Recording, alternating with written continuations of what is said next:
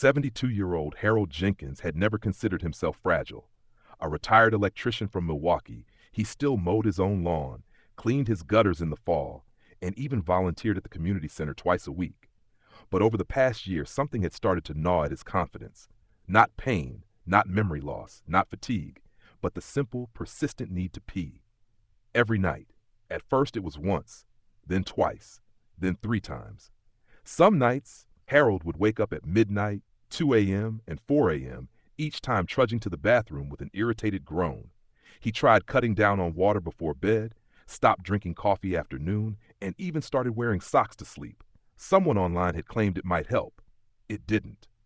By the time he visited his primary care physician, Dr. Warren, Harold was exasperated. "I don't sleep more than 2 hours at a stretch anymore," he said. "What's going on? Is it just old age?"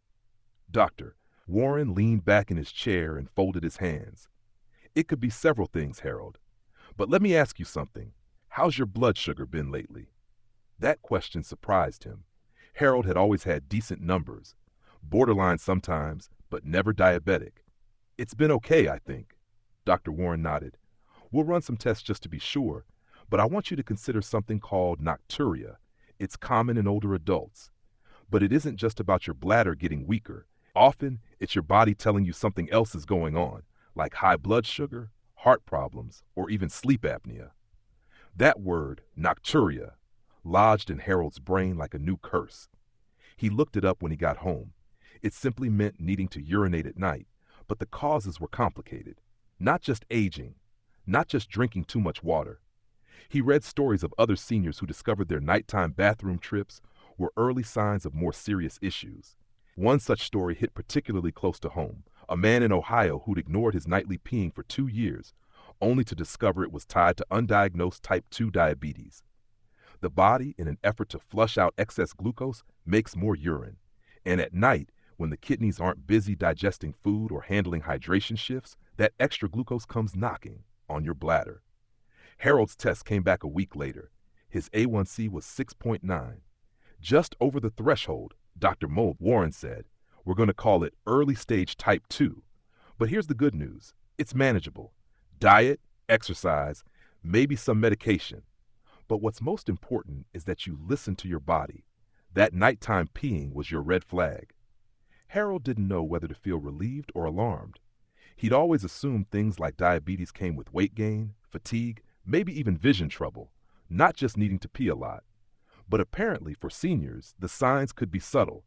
Nocturia is one of the first signs we see in aging patients who develop diabetes, his doctor explained. Your kidneys are filtering more fluid to handle the sugar. That means more trips to the bathroom, especially at night. But it wasn't just diabetes. As Harold read more, he discovered other culprits: congestive heart failure, where the body retains fluid during the day and releases it at night when lying down. Sleep apnea, where disrupted breathing causes hormonal changes that increase urine production. And even chronic venous insufficiency, poor circulation in the legs that leads to fluid buildup, which the body tries to get rid of during sleep. The sheer number of possibilities was overwhelming.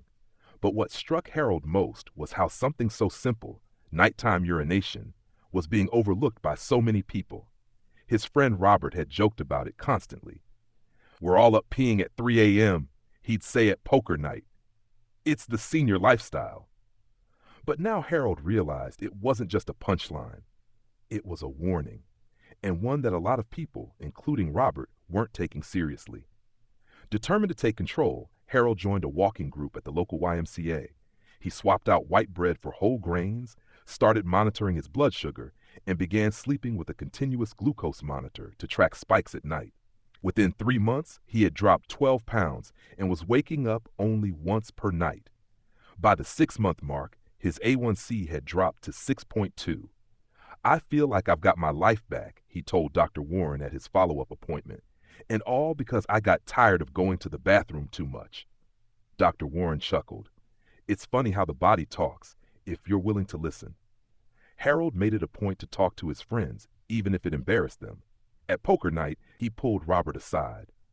"I'm not trying to scare you," he said, "but I was peeing 3 times a night, and it turned out to be diabetes. You should get checked." Robert raised an eyebrow. You serious? As a heart attack. Weeks later, Robert called. Got my numbers back. Doc says I'm pre-diabetic. I wouldn't have known if you hadn't said something. The truth about nocturia among seniors was clearer than ever for Harold. It wasn't just a nuisance.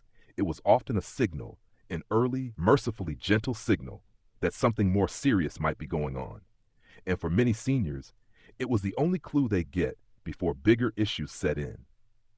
By the following year, Harold was back to sleeping through most nights. Once in a while, he'd still get up at 3 a.m., but it wasn't chronic anymore. And now he no longer saw that as a simple inconvenience. He saw it as the warning that saved his life.